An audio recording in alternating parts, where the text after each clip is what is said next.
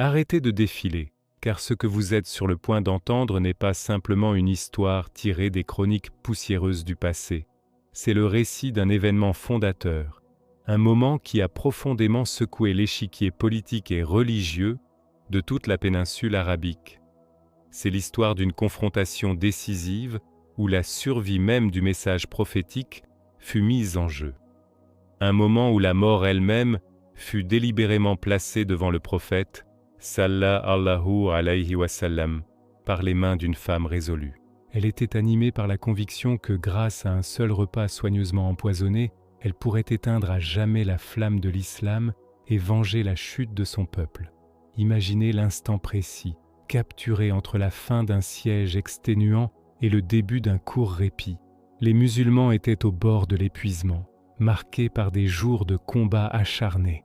La poussière noire et volcanique de Khaybar collait encore à leur peau et à leur cape. Puis, dans le camp, on vit apparaître un agneau magnifiquement rôti, son arôme se répandant, signe d'un festin bienvenu après la disette. Il fut déposé devant le messager d'Allah, sallallahu alayhi wa sallam, apprêté avec des épices fines pour masquer le goût, mais chargé d'une dose de poison si massive qu'elle aurait pu terrasser une armée entière. La femme s'approcha pour le lui offrir, affichant un sourire calme, presque satisfaite. Cependant, la vérité, la révélation qu'Allah allait manifester à ce moment critique, allait non seulement démasquer cette intention sinistre, mais aussi réaffirmer la force du messager. Cette intervention divine allait changer à jamais le destin de Khaybar et la perception qu'avaient les tribus de l'autorité prophétique. Ceci est l'histoire terrifiante et pourtant miraculeuse de la femme qui essaya d'empoisonner le prophète, sallallahu alayhi wa sallam, et de la protection céleste qui le sauva d'une mort certaine. Avant de plonger plus profondément dans les détails de cette saga, assurez-vous de vous abonner et de partager où vous regardez cette vidéo. Votre soutien est essentiel pour que ces chapitres, souvent oubliés de l'histoire islamique, continuent de revivre et d'inspirer. La terre de Hudaybiyah avait été témoin de la signature d'une trêve, et le silence qui suivit fut étrange et lourd. Pour la première fois depuis des années de persécutions et de combats, les puissants Quraysh avaient accepté de suspendre les hostilités pour une décennie, une période de 10 années complète sans la menace imminente de la guerre. Il y eut une sensation collective que le monde s'était mis sur pause, que les lames pouvaient enfin se reposer dans leurs fourreaux, permettant à Médine d'exhaler un soupir de soulagement après un conflit qui avait duré toute une vie. Mais sous cette tranquillité apparente, l'ennemi le plus implacable de l'islam ne dormait pas. Il œuvrait dans l'ombre, attendant patiemment au-delà de la ligne d'horizon septentrionale. Cette menace était concentrée derrière des paysages hostiles, caractérisés par des formations de roches volcaniques noires et de gigantesques forteresses, taillées dans le paysage désertique de Khaybar. Ce n'était pas une simple collection d'adversaires, c'était le cœur de l'opposition organisée, dirigée par la puissante tribu des Banu Nadir, expulsée de Médine et bien décidée à se venger. Ces tribus étaient les mêmes qui avaient été la cheville ouvrière des coalisés lors de la bataille du Fossé, Al-Khandak. Elles avaient orchestré des complots, soufflant des paroles d'alliance et de haine dans l'oreille de chaque tribu nourrissant de l'animosité envers l'islam. Ces mêmes chefs avaient envoyé des assassins audacieux sous le couvert de la nuit pour tenter d'éliminer le prophète, sallallahu alayhi wa sallam. Leur voix avait incité les Banu Qurayza à trahir leur pacte avec Médine pendant l'heure la plus critique du siège, une tentative visant à ouvrir les portes de la ville à une armée assoiffée de sang musulmans.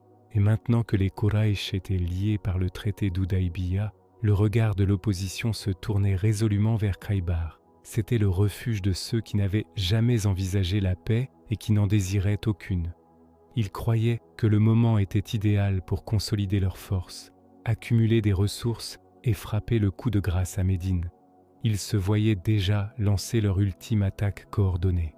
Mais le messager d'Allah, doté de la perspicacité de la révélation, discernait ce que les mortels ordinaires ne pouvaient percevoir.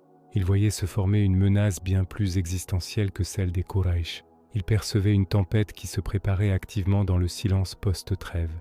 L'ennemi était en train de planifier, d'observer et de tisser méticuleusement sa prochaine manœuvre destructrice. Sentant l'urgence d'une intervention préventive, avant que cette tempête ne puisse atteindre son point de rupture, il se tint devant ses compagnons. Il prononça alors ces mots qui envoyèrent une onde de choc à travers la ville. « Nous marchons sur Khaybar ». L'annonce de la marche n'eut pas besoin de cris de guerre. Elle ne nécessita ni tambour, ni bannière, ni la force autoritaire d'un commandant général. La décision du messager s'imposa avec l'autorité tranquille et inéluctable du destin. Il décréta que seuls ceux qui avaient prouvé leur fidélité inébranlable dans l'heure la plus sombre, ceux qui s'étaient tenus à ses côtés à Houdaïbiya sous l'ombre menaçante de la mort, seraient autorisés à rejoindre l'expédition. Il s'agissait des hommes du Bayat al-Ridwan, le serment de la satisfaction. Ces hommes avaient placé leurs mains dans la sienne sous le figuier, engageant leur vie entière en échange d'une promesse écrite dans les cieux. Le serment n'était pas une simple formalité, c'était un engagement sacré de ne jamais fuir devant l'ennemi. Lorsque la nouvelle de cette marche imminente se répandit, chaque recoin du désert sembla s'éveiller. Partout, les lances furent au décroché des murs, et les chevaux furent sellés bien avant l'aube. Les mères, le cœur serré par l'inquiétude, ajustaient les ceintures de leurs fils. Des hommes qui avaient autrefois manifesté de l'hésitation ou de la tiédeur imploraient maintenant de se joindre à l'armée, non seulement par loyauté, mais aussi par espoir du butin, de la gloire et d'une part de ce que Khaybar, réputé pour sa richesse, détenait. Mais cette expédition était strictement réservée. Elle n'était pas ouverte à ceux qui chassaient l'or ou cherchaient simplement la réputation mondaine. Ce voyage était le privilège des fidèles, des constantes, de ceux dont l'âme avait déjà été testée et trempée par le feu de l'épreuve. Tandis que le prophète, sallallahu alayhi wa sallam, se préparait à quitter Médine, un vent particulier souffla sur le désert. Il transportait avec lui le parfum d'un événement lourd d'histoire, d'un chapitre qui avait été rédigé dans le destin bien avant leur naissance.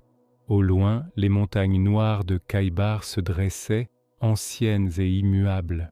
Elles semblaient elles aussi sentir les pas des hommes qui allaient bientôt résonner à travers leurs gorges rocheuses. Les croyants fixaient leurs armures, ils murmuraient leurs dernières prières et regardaient vers l'horizon. Ils allaient affronter une terre formidablement fortifiée par la pierre et la fierté de ses habitants. La trêve avec Quraysh avait certes apporté une paix relative au sud de l'Arabie, mais au nord, la véritable confrontation pour l'avenir de la foi ne faisait que commencer. Avec ce premier pas hors des limites sacrées de Médine, l'histoire se remit en mouvement. La nuit s'abattit sur le désert, enveloppant tout d'un lourd manteau de silence.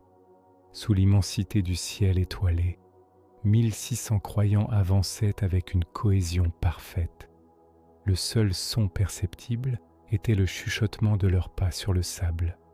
Il n'y avait ni bannière flottante, ni trompette sonnante, ni aucune démonstration ostentatoire de puissance.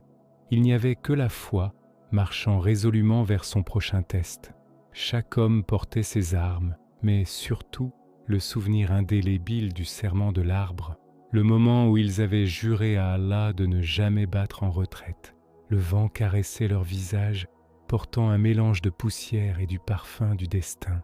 Les étoiles scintillaient, semblables à des yeux vigilants observant leur progression.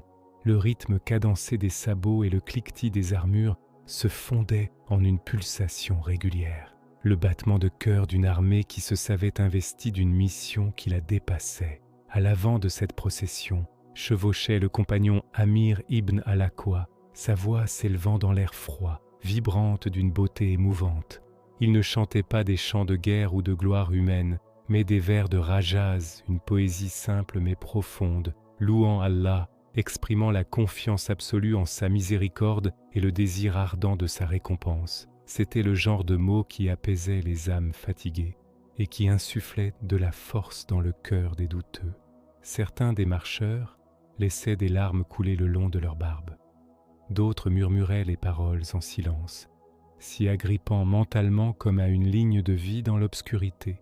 Derrière eux, écoutant avec l'attention profonde d'un homme qui comprenait les mystères de l'âme, chevauchait le prophète, sallallahu alayhi wa sallam. Lorsqu'il entendit le timbre d'Amir, vibrant d'une telle sincérité et d'une pureté d'intention, une expression de douceur et de tendresse que ses compagnons connaissaient bien, se posa sur son visage. Puis il prononça doucement ces mots qui résonnèrent comme un coup de tonnerre dans les cœurs des plus proches, qu'Allah lui fasse miséricorde.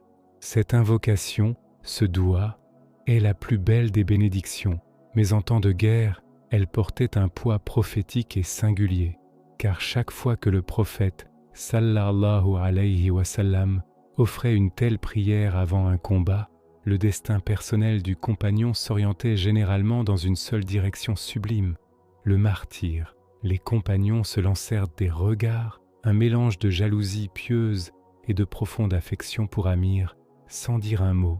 Ils avaient compris le message implicite. Ils continuèrent leur marche, leur amour pour Amir s'intensifiant à l'idée de son noble destin imminent et leurs pas se faisant plus assurés. Pendant que les croyants avançaient, des ombres se déplaçaient en contrebas. Ces ombres transportaient des messages secrets, des murmures et des avertissements. Les hypocrites de Médine, trop lâches pour participer au combat et trop orgueilleux pour l'admettre, expédiaient des lettres vers le nord. Ils informaient les chefs de Khaybar que Muhammad sallallahu alayhi wa sallam était en approche, que son armée était puissante et qu'il devait se préparer de toute urgence. C'était la trahison, encapsulée dans l'encre et transportée par des cœurs faibles à travers la nuit. Mais l'armée fidèle ne ralentit pas. Elle était guidée par une force invisible qu'aucun éclaireur ennemi ne pouvait détecter. Une puissance céleste qui les tirait inéluctablement vers le lieu où leur destin allait se manifester. Devant eux, le paysage se transforma brutalement. Le sable du désert céda la place à des roches noires, tranchantes et irrégulières. Le terrain volcanique de Khaybar s'élevait, donnant l'impression d'un monde brisé et hostile. Sous le clair de lune, ils purent distinguer les 7 forteresses massives. Elles se dressaient, silhouettes sombres sculptées dans la terre, chacune planant comme une bête endormie prête à être réveillée.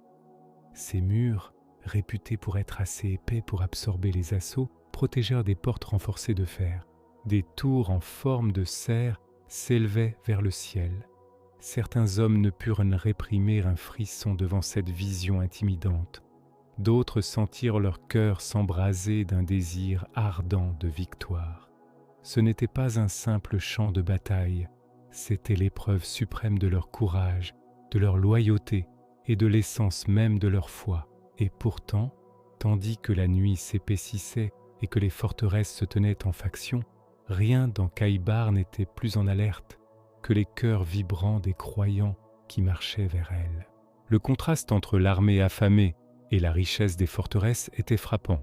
Khaybar n'était pas qu'une simple place forte, c'était le grenier et la banque de la région. Ses palmeraies s'étendaient à perte de vue, promettant une abondance de dattes.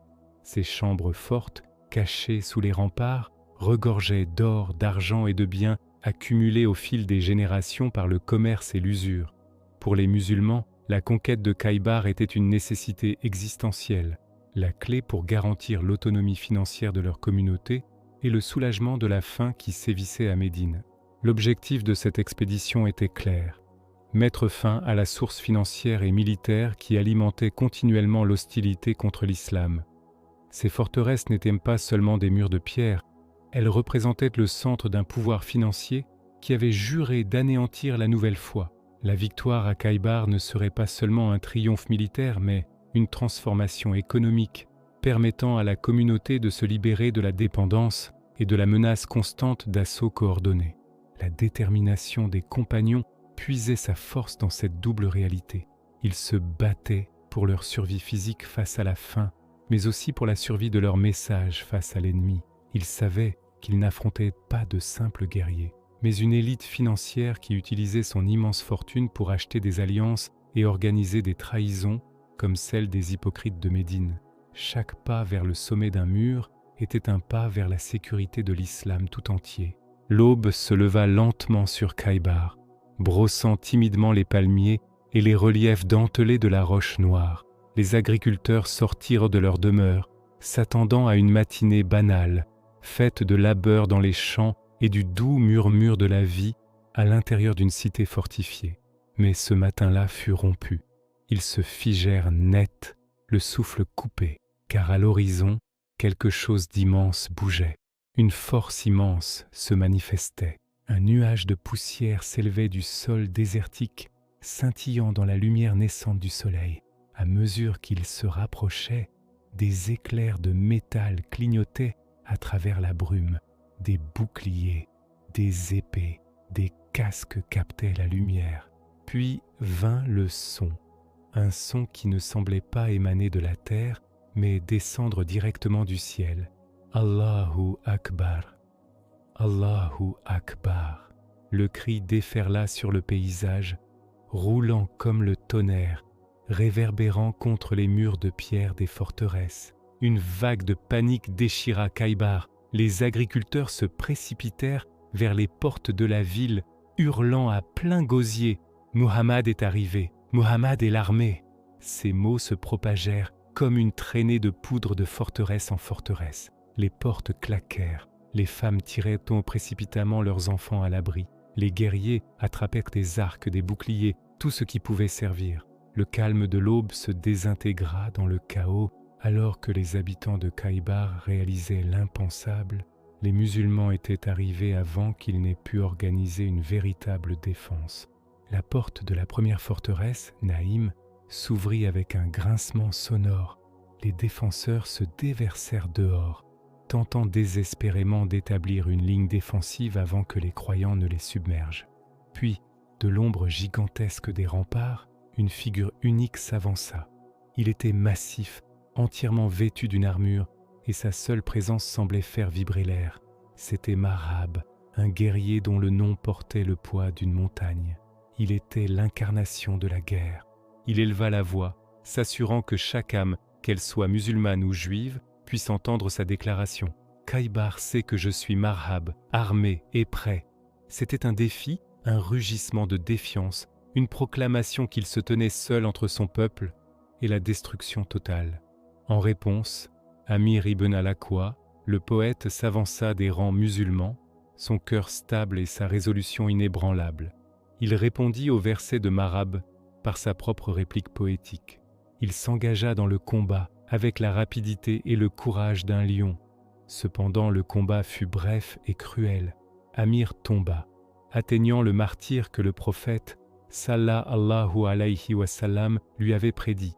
Ses compagnons sentirent la perte les fendre en deux.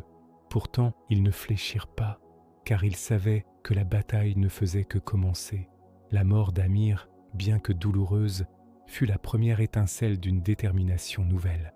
Alors que l'armée pressait l'assaut, les musulmans virent une autre figure approcher, portant l'étendard sacré de l'islam. C'était Ali ibn Abi Talib, le cousin et le gendre du prophète, souvent surnommé le lion d'Allah.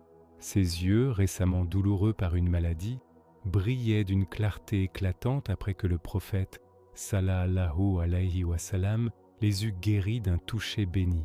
Il s'avança sans la moindre trace d'hésitation. Marhab, ayant perdu son premier adversaire, leva son arme une fois de plus, prêt à terrasser ce nouvel assaillant. La voix d'Ali traversa le champ de bataille. « Je suis celui que ma mère a nommé Haïdara. » Le lion, le monde sembla se suspendre pour observer la confrontation.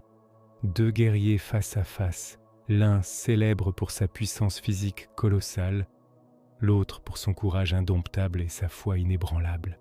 Le choc arriva en un éclair unique, un jaillissement d'acier, un cri sourd qui s'échappa des gorges de ceux qui regardaient, et puis d'abord Marhab s'effondra.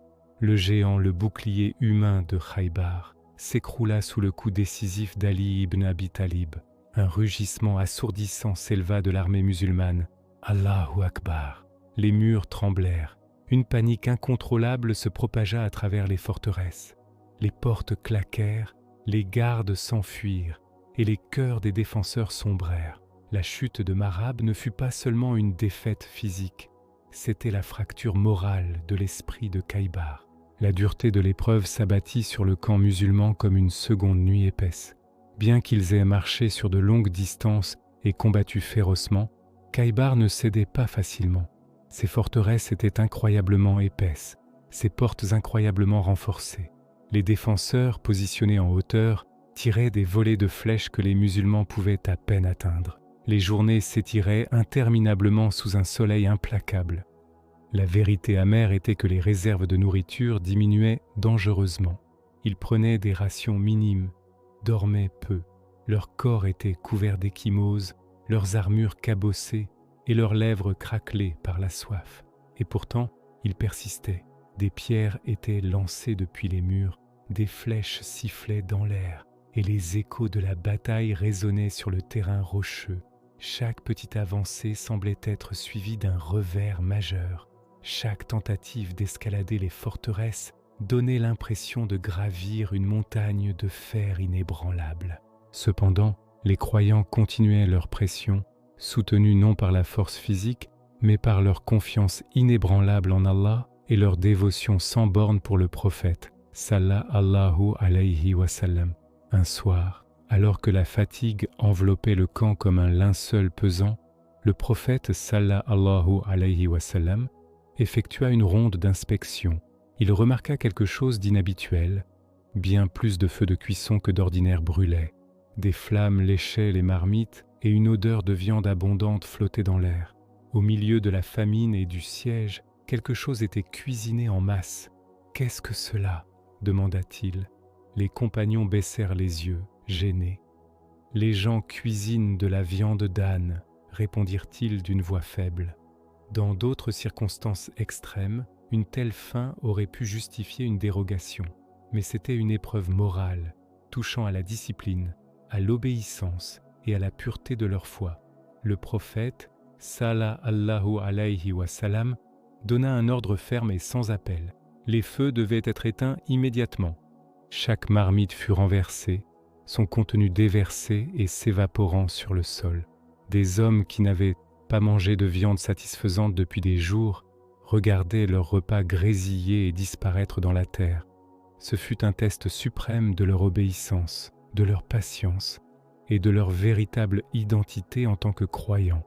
Malgré le tiraillement de la faim et la pression de la peur, aucune plainte ne fut élevée. Pas une seule voix ne protesta. Ils obéirent, même si leur corps tremblait de faiblesse. Ensuite, dans le silence recueilli qui suivit, le prophète, sallallahu alayhi wa sallam, les réconforta en leur rappelant la promesse qu'Allah avait révélée. Un butin considérable sera vôtre. Sourate Al-Fat. Une récitation douce de cette sourate enveloppa le camp, renforçant les cœurs affaiblis et remontant les esprits fatigués. C'étaient des paroles de victoire et de certitude qui agissaient comme de l'eau fraîche versée sur des plaies. La foi combla le vide laissé par la nourriture.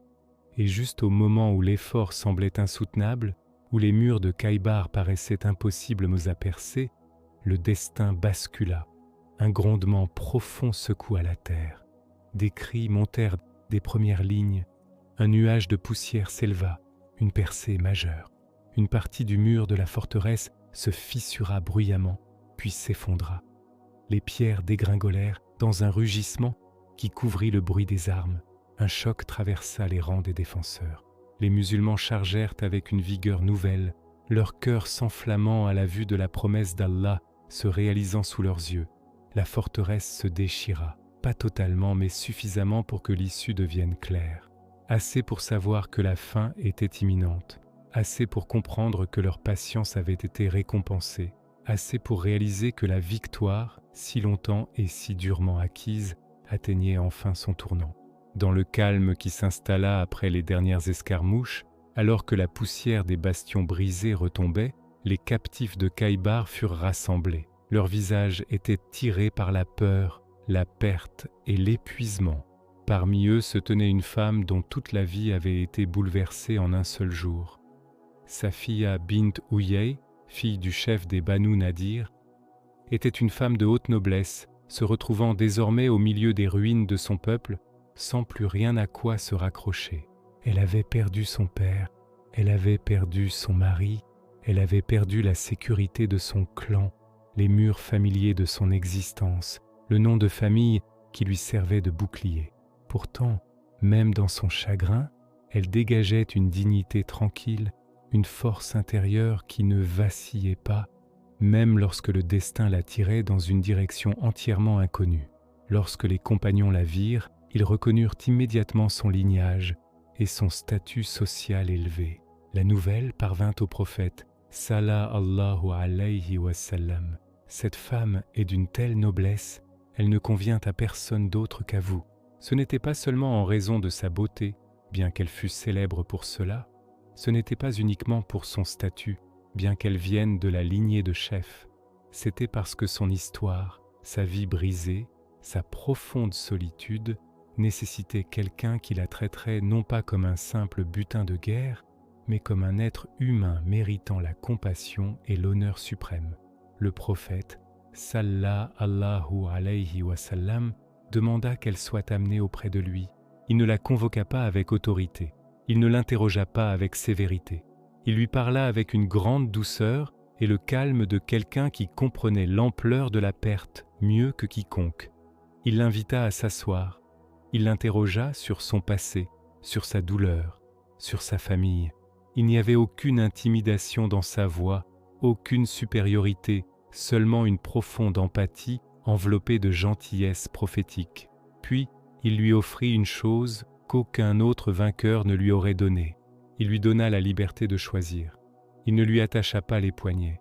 Il ne s'appropria pas sa vie de force. Il la libéra d'abord, lui donnant la possibilité de choisir son chemin, de se reconstruire, de respirer à nouveau après le poids de la tragédie. Ce n'est qu'après lui avoir accordé cette dignité absolue qu'il lui proposa quelque chose de plus, le choix du mariage, non pas comme une prisonnière, mais comme une femme libre et honorée. Et Safiya accepta. Elle accepta non par contrainte ou par peur, mais par reconnaissance du caractère, de la miséricorde et de la douce puissance qu'elle discernait chez le messager d'Allah, sallallahu alayhi wa sallam. Il y avait aussi autre chose qui motivait son choix, un rêve qu'elle avait fait bien avant la chute de Khaybar, un rêve qu'elle avait murmuré autrefois avec effroi. Elle avait vu la pleine lune se détacher du ciel et atterrir doucement dans son giron. Sa famille avait rejeté ce rêve. Il l'avait réprimandé pour en avoir parlé, craignant ce que cela signifiait. Maintenant, debout devant le prophète sallallahu alayhi wa sallam, libre, honorée, choisie, elle comprit enfin. Le rêve n'avait jamais été un avertissement funeste. C'était une promesse. Safiya bint Huyay, autrefois brisée par les horreurs de la guerre, trouva sa place non pas comme captive, mais comme mère des croyants. Des cendres de sa perte, Allah l'éleva à une station qu'aucune couronne terrestre n'aurait pu lui conférer. Et à travers son histoire, le monde entier a pris une leçon intemporelle, que l'islam n'honore pas le lignage, la tribu ou la richesse, mais qu'il honore les cœurs, la résilience et le courage d'embrasser un destin écrit par celui qui est le seul capable de guérir toute blessure. Cela se produisit juste après que la poussière de la bataille eut commencé à se calmer. L'atmosphère de Khaybar, auparavant tumultueuse, était lourde d'un silence étrange et anxiogène. Les musulmans étaient épuisés, meurtris et affamés, leurs corps portant les marques des jours passés à se battre derrière les remparts. Mais rien de ce qu'ils avaient enduré sur le champ de bataille ne les avait préparés à ce qui allait se dérouler. Car l'attaque la plus mortelle n'arrive pas toujours avec le fracas des épées, mais parfois avec un sourire et un plat de nourriture. Zainab bint al-Harith, une femme de Khaybar réputée pour son intelligence et sa détermination, s'avança portant un agneau qu'elle avait rôti elle-même. La bête était magnifiquement cuisinée, dégageant un arôme riche et séduisant. Sa présentation était impeccable. Elle le portait avec le calme stoïque de quelqu'un qui était entièrement maîtresse de son plan macabre.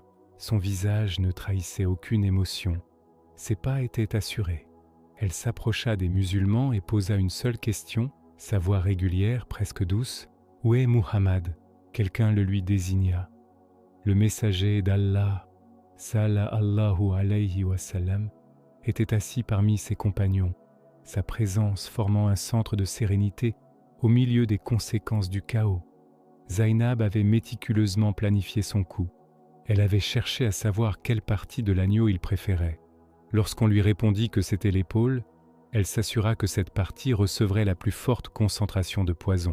Ce n'était pas une dose minime destinée à le rendre malade, mais une quantité suffisante pour tuer au moins 100 hommes. Elle voulait s'assurer qu'il ne survivrait pas. Si par miracle il survivait, elle se dit qu'il serait prouvé qu'il était un prophète, et le poison serait sans effet. Mais s'il n'était pas un véritable messager, alors la menace pour son peuple serait définitivement éliminée. Elle s'avança avec son offrande, aucune hésitation. C'était l'acte d'une femme absolument composée dans son intention meurtrière. Le prophète sallallahu alayhi wa sallam observa le plat. Il l'accepta avec un doux sourire, ce sourire qui avait réussi à adoucir le cœur d'ennemis bien plus féroces qu'elle. Les compagnons, pressés par la faim et portés par leur confiance absolue, prirent également des morceaux. Le prophète, sallallahu alayhi wa sallam, porta le morceau à ses lèvres et n'en prit qu'une seule et unique bouchée. Et c'est là que tout bascula. Dans cet instant fugace, avant même que le poison ne puisse atteindre son cœur, Allah lui révéla l'horrible vérité. La viande elle-même, selon le récit, lui parla. L'épaule, la partie même qui était imprégnée de mort, murmura au messager ce qu'aucune langue humaine n'aurait pu dire. Il retira le morceau et le reposa. Cette viande m'informe qu'elle est empoisonnée. Ces mots perçants traversèrent l'assemblée comme un coup de couteau. Les compagnons laissèrent immédiatement tomber leur nourriture, leur cœur battant la chamade dans leur poitrine. Certains haletèrent, d'autres se figèrent. Une vague de panique traversa leurs yeux. Ils avaient frôlé la mort. Zainab fut amenée sur le champ. Elle ne tenta pas de nier son geste ni de se cacher.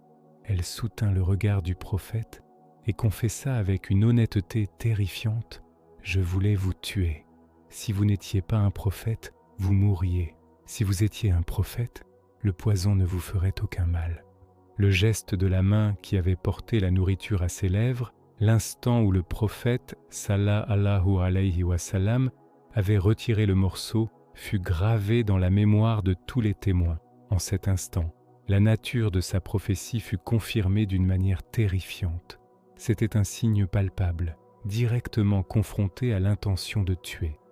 Le fait que l'aliment inerte ait parlé au messager, alors que la bouche de l'empoisonneuse était silencieuse, constituait une preuve indéniable de la connaissance que lui conférait le divin. Malgré cette preuve irréfutable et l'énormité de l'attaque, la première réaction du prophète fut d'interroger Zainab sur sa motivation, plutôt que de la punir sur le champ. Sa clémence habituelle l'emporta. Il lui demanda « Pourquoi as-tu fait cela ?» Et lorsqu'elle expliqua son test, la mort pour un imposteur, la survie pour un prophète, il la laissa d'abord partir. Cette miséricorde initiale souligna une fois de plus la grandeur d'âme qui le distinguait, même face à l'agression la plus personnelle. Cependant, les conséquences de l'acte ne purent être ignorées longtemps. Bishr ibn al-Bara, l'un des braves compagnons qui avaient partagé le repas empoisonné avant que le prophète ne soit averti, commença à souffrir cruellement. L'agonie était lente et implacable. Il se plaignait de douleurs aiguës qui ravageaient ses organes internes, et chaque jour apportait une nouvelle détérioration de son état. Ses frères de foi le veillaient, impuissants face à la violence sournoise du poison. La souffrance de Bishr devint un rappel douloureux de la réalité de la trahison. Ce n'était plus un test abstrait de prophétie, mais une question de vie et de mort pour un membre aimé de la communauté. Lorsque, quelques jours plus tard, Bishr succomba à l'effet toxique, son martyre fut une onde de choc qui frappa le camp. Le poison n'avait pas atteint le prophète, mais il avait réussi à prendre la vie d'un loyal serviteur d'Allah, transformant l'acte de Zainab en un meurtre avéré. La situation exigea alors que la justice soit faite. Le meurtre du compagnon qui avait placé sa confiance dans le repas servi ne pouvait rester impuni. La loi qui prévaut sur la miséricorde personnelle fut appliquée. Le pardon qu'il avait initialement offert à Zainab fut révoqué, car la loi du talion pour une vie ôtée était désormais une obligation collective. Ce dénouement tragique permit de clore à la fois le chapitre militaire et le chapitre pénal de Khaybar. Le prophète sallallahu alayhi wa sallam lui-même ne fut pas totalement épargné. Bien que le miracle l'ait sauvé de la mort immédiate, les effets subtils du poison restèrent dans son corps. Des années plus tard, il mentionna à ses compagnons qu'il ressentait encore parfois l'effet du poison de Khaybar. Cet empoisonnement devint une partie de son destin, une épreuve silencieuse qui rappelait constamment l'hostilité incessante du monde envers la vérité qu'il portait. Cette épreuve finale, l'agonie et la perte de Bishr, la justice rendue et la maladie persistante du messager, donna à la victoire de Khaybar un sens plus profond. Elle prouva que même si les croyants pouvaient triompher des murs et des armées, ils ne seraient jamais à l'abri des complots dissimulés dans les actes d'amitié. Le combat contre le mal n'était pas seulement sur le champ de bataille, mais aussi dans les repas, les alliances et les intentions cachées. La foi exigeait une vigilance constante. Ce qui était destiné à mettre fin à l'islam servit au contraire de preuve éclatante. Rien, ni complot ni poison, ne peut triompher de celui qu'Allah protège. L'agneau censé réduire le messager au silence éternel devint un signe irréfutable que sa vérité ne s'éteindrait jamais. Pendant 14 jours épuisants, les montagnes de Khaybar avaient résonné des cliquetis des armes et des cris de guerre. Les croyants avaient enduré la faim, l'insomnie et la pluie d'acier lancée depuis des remparts qui semblaient avoir été bâtis par des géants. Ils avaient vu des frères tomber, assisté à des duels qui avaient secoué le sol et traversé un terrain si implacable qu'il avait mis à nu chaque once de leur orgueil. Pourtant, ils avaient continué à avancer, forteresse après forteresse, comme une vague qui refuse l'idée même de battre en retraite. Chaque bastion avait ses défenseurs, chaque porte ses ruses, chaque mur son arsenal de pierres et de lances. Mais une force plus grande que toute stratégie militaire poussait les musulmans en avant, la certitude qu'Allah ne délaisse jamais ceux qui placent leur confiance en lui, même lorsque le fardeau semble trop lourd, même lorsque l'issue semble impossible. L'une après l'autre, les forteresses de Khaybar tombèrent. Naïm s'effondra après la mort d'un champion. La forteresse d'Al-Sab fut brisée après des jours d'une résistance acharnée. Puis Camus, le bastion des fils d'Abu Lukeik, céda sous le poids écrasant de la détermination musulmane. Chaque victoire sonnait le glas de Khaybar. Les défenseurs reculaient plus profondément, s'accrochant à l'idée que la prochaine forteresse serait la bonne. Mais les croyants, alimentés par leur foi et la direction inspirée de leurs messagers, ne ralentirent pas. Ils avançaient comme une flamme dans l'herbe sèche, constante, consumante, imparable. Finalement, ils atteignirent le dernier refuge, celui que l'on pensait impénétrable, celui qui abritait les familles, les provisions et les derniers espoirs de la population. Le siège fut intensifié. Les jours et les nuits se confondaient. Le fracas de la catapulte résonnait dans la vallée.